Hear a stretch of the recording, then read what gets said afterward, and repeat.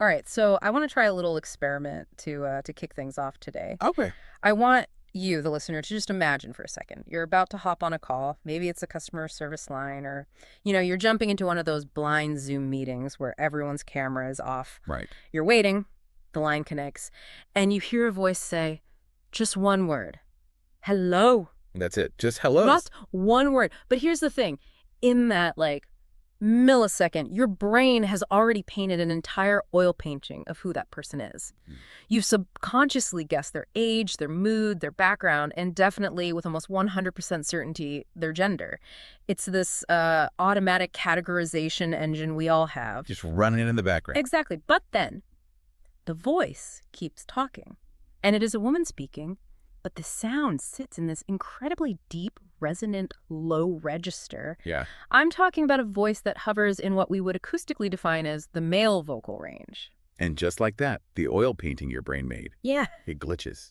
It totally glitches. It's a sensory interrupt. And, if we're being honest with ourselves, for a lot of people, that surprise quickly becomes confusion. Right. We have these rigid mental boxes. We do. Woman sounds like X, man sounds like Y. And when a woman steps up to the mic or speaks up in a boardroom with a voice that kind of rumbles the floorboards instead of, singing soprano, it just throws us off balance. It does. And that momentary confusion, that glitch, is actually our entry point for today. Because we have a stack of fascinating sources here. Some psychological notes, philosophical essays on sound, personal accounts, and they all argue this isn't just about aesthetics. Right. We aren't just talking about someone having a husky voice or vocal fry or, trying to sound cool. No, because usually when we talk about voice, it's so surface level. It's, oh, she has a great radio voice. But this is suggesting something much, much deeper. Much deeper. We're looking at the idea that a woman's deep voice is actually a complex record of her personal history. The core argument here is that the voice is a map of internal regulation, of safety, and how a specific nervous system has learned to survive in the world. That is a heavy concept to start with. The idea that a voice isn't just like a genetic roll of the dice. Like having blue eyes, yeah. But is actually a survival mechanism. That feels huge. And that's the mission for this deep dive. We want to move past the surface and understand why we react the way we do, and more importantly, what that low register is actually doing for the woman who is speaking. Because the sources are pretty clear. It's not just about sounding authoritative. Which is the usual take, right? If a woman speaks low, people just assume, oh, she's trying to sound like a boss, or the critique I hear a lot is she's trying to sound like a man. Exactly. And that is the bias we're going to dismantle today. We're going to explore how we learn gender through sound and what happens when someone breaks those rules. Okay, so let's get into the first big idea from the research. The notes call this disruption. The source says a low female voice disrupts assumptions before it speaks a single word. That's a powerful image. The sound itself is an interrupt. It is. It's basically hacking the listener's autopilot. And to get this, we have to talk a little bit about predictive coding. Predictive coding. Okay, break that down for us. It's a neuroscience concept. Yeah. Basically, your brain is lazy or, efficient, depending how you look at it. Yeah. It doesn't want to process every single bit of sensory data in real time. So it's constantly predicting what's going to happen next based on past patterns. So my brain hears high pitch, and it predicts safe, soft, feminine. Spot on. The cultural association, developed over centuries, is that high pitch equals smallness, softness, a lack of threat. And conversely, we hear low pitch, and the prediction is male, authoritative, serious, taking up space. So when a woman speaks from that deep, grounded place, she's essentially breaking the map my brain is using. She's shattering the prediction. And the source argues this disruption isn't accidental. It's actually a teaching moment. But it often manifests awkwardly at first.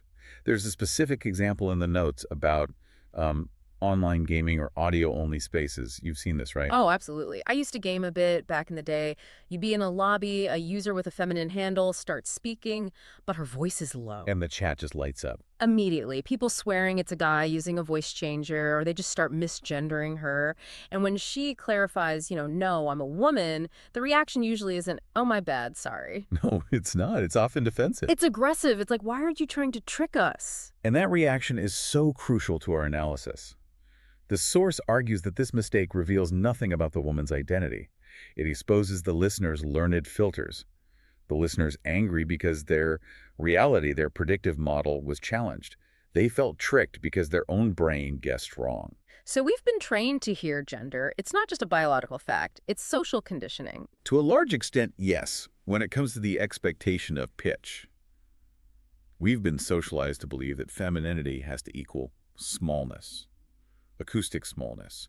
So when a woman inhabits that low frequency, she's demonstrating that presence doesn't require brightness.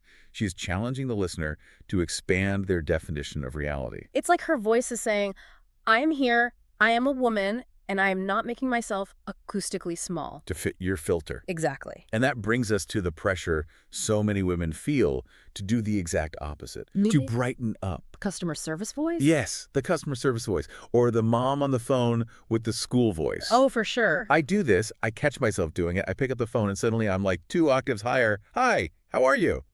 Why do we do that? Is it just being polite? It's more than politeness, it's appeasement.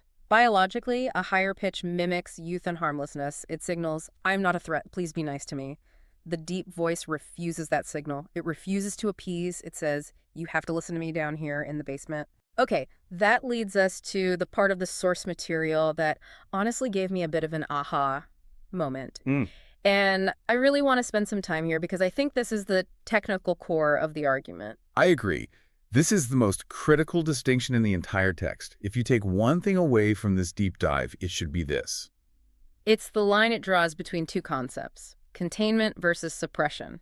Yes. Because before reading this, if you asked me why a woman's voice dropped or why she was speaking in a monotone, deeply grounded way, I might have thought, oh, she's suppressing her emotion. Or she's shutting down. Yep, like she's depressed or hiding something. But the source says, no, that's wrong. It's not just wrong, it's the opposite. So let's define them so we're clear. Suppression is about hiding. It's active silencing. Think of it like holding a beach ball underwater. It takes constant active energy to keep parts of yourself hidden because you're afraid they aren't welcome. Okay, so suppression is fear-based hiding. It's draining. So what is containment? Containment, as the source defines it, is about anchoring. It's a regulatory strategy of the nervous system. A regulatory strategy. Okay, that sounds technical. It is, but think about it this way. Your nervous system's #1 job is to keep you safe. Now imagine a nervous system that is under high stress, maybe high responsibility, or a history of trauma, or just an environment where being open and bright actually led to getting hurt. Okay. The body needs to stabilize and needs to find the ground. So the voice drops to find the floor. Literally. Think about the physics of it. To make a high sound, you have to tighten the vocal cords. To make a low sound, you have to relax them, thicken them. The resonance moves from the head, which is flighty and light, down into the chest and gut. The source says this does not mean the voice is wrong. It means the body found stability. It's a protective mechanism. I like the analogy of the storm that was in the notes. Yes. If you're a ship in a storm, you don't keep your sails high and loose. You don't try to catch every gust of wind. You batten down the hatches. You drop the heaviest anchor you have. And that anchor is the low voice. That anchor is the low register. It stabilizes the speaker. It allows them to endure the environment without being blown away. That completely reframes it for me. It's not a defect, it's a strategy, but then how does that change the interaction? If I'm speaking to someone who has dropped anchor, what does that do to our conversation? The source notes that a deep voice slows interaction. Slows it down. Yeah, think about that bright, appeasing voice we talked about. It's fast, it's reactive, it fills silence because silence feels dangerous. Oh, definitely. Yeah, totally, It's frantic. It's like ping pong. Exactly. But a deep voice creates a pause. It signals grounding rather than appeasement. Grounding versus appeasement. That's the bumper sticker for this episode. It really is. It's a power dynamic shift. Appeasement asks, do you like me? Am I safe? Grounding just states, I am here.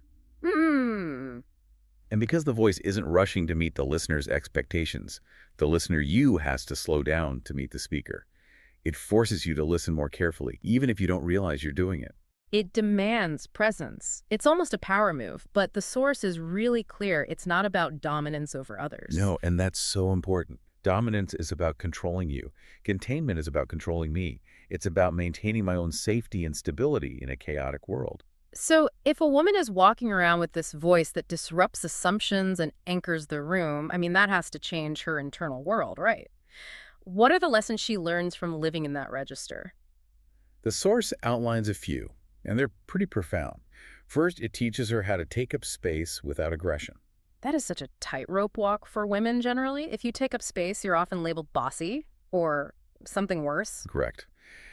But usually bossy is associated with being loud, shrill, demanding. Because this voice is grounded, not shouting, it occupies the room through resonance, not volume. Mm. Low frequencies travel through walls better than high frequencies. It's just physics. She learns she can penetrate the room without screaming. What else does it teach? It teaches her to speak without performance. Meaning without the jazz hands. Yeah, without the please listen to me energy. When you speak from your chest, from that deep place, there's less of that, is it okay if I say this vibe. It just is. The source calls this the removal of justification. She speaks without needing to justify the act of speaking. That sounds incredibly freeing. It is, but it requires resilience. There's a quote here I want to read. I can exist as I am, even if I'm misread. Even if I misread. Wow. That hits hard. Think about the mental toughness required to embody that. Yeah. If people are constantly misgendering you on the phone or assuming you're angry or stern because you don't sound bubbly, you have to develop a really deep internal trust. Yeah. You have to decide that your internal reality is more valid than their external perception. You have to stop outsourcing your identity to the listener. Precisely. You become your own validator. Okay, but I want to play devil's advocate for a second because the source pivots here, and I think it's a necessary pivot. It is. What if a woman hears all this and says, okay, I get it. I have a deep voice because of trauma or stress or just needing to survive, but I miss my high notes. I miss sounding light. That is a very, very real feeling. And the source is careful here. We don't want to romanticize the trauma response or the safety strategy to the point where we say, you must stay this way forever. Right, because if you're always anchored, you can never actually sail. You're just a stationary boat. Beautifully put. The source explicitly states that wanting to heal or integrate a higher register is completely valid. High voices are associated with playfulness, joy, coherence. If the low voice is the bunker you built to survive the war, eventually you might want to come out of the bunker. So is the goal to go back to the high voice, to fix the low voice? No. And this is the nuance. It's not about rejecting the low voice. It's about integration. Yeah. The source calls the low voice a stabilizing bridge or a phase of protection. A bridge to where? To embodied lightness. Ooh, embodied lightness. That sounds different than the customer service voice. Completely different. The customer service voice is a mask. It's frantic. Embodied lightness is what happens when that nervous system, which has been anchored and safe for a long time, finally feels safe enough to play again. The voice might rise. It might soften. But it's not fragile anymore. No, because the woman knows she has the anchor. She knows she can drop into the basement if she needs to. She isn't high-pitched because she's afraid. She's high-pitched because she's free. That is a subtle but massive distinction. It's the difference between a lightness that is performed to please me, the listener, and a lightness that bubbles up because she actually feels light. And that is the goal of integration. Having the full range of the piano available to you rather than being stuck hitting the same 3 low keys because those are the only ones that feel safe. I love that. It really drives home the point that the voice is a barometer of our state, not just some static trait we're born with. And that leads us to the broader lesson for society. Because this isn't just about the women with these voices. It's about all of us who are listening. Yeah, the source gets a little philosophical here at the end. It talks about reframing femininity entirely. It argues that femininity is not a pitch. It is not a tone. It is not an aesthetic requirement. Which goes against, well, basically all marketing and media for the last 100 years. Centuries, really. The source defines femininity as a way of relating to self, to body, to world. So a woman with a voice that sounds like a cello is expressing her femininity just as much as someone with a flute-like voice. Yes. And she teaches society something vital. Women with deep voices teach us to listen beyond our assumptions. They reveal that our categories, our little predictive coding boxes, are feeling us. They fail because they're too small. They are too small. These voices remind us that sound reflects state, not worth, and regulation, not identity. Just because someone sounds stern doesn't mean they're unkind. Just because someone sounds deep doesn't mean they are a man. It's a call for patience, isn't it? The source says the low voice asks the world to slow down and meet the speaker where she is. And just think about how much better our conversations would be if we all did that. If we stopped reflexively judging based on the first sound wave that hits our ear. Or she's mad, or, oh, he's boring. And just waited to hear the actual person. It's less knee-jerk reaction, more curiosity. And ultimately, it teaches us that strength can be quiet. We often think of strength as loud, aggressive, forceful. But this containment, this anchoring, that is a massive form of strength. Grounding can sound unfamiliar to us, but that doesn't make it less real. There's a line from the notes that really stuck with me.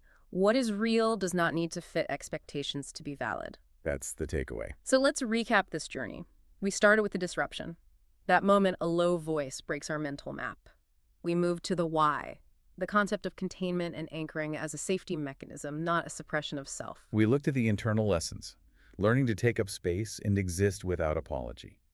And we explored the possibility of integration, that the voice might change again, finding a new embodied lightness. And finally, the lesson for the rest of us, to stop listening for a pitch and start listening for the person, to understand that femininity isn't a sound frequency. It's a really powerful reminder that our bodies are constantly telling our stories, even when we aren't using words. The voice is just one chapter of that story. So here's the thought I want to leave you with today. The source mentions this idea of history, not destiny. I love that phrasing.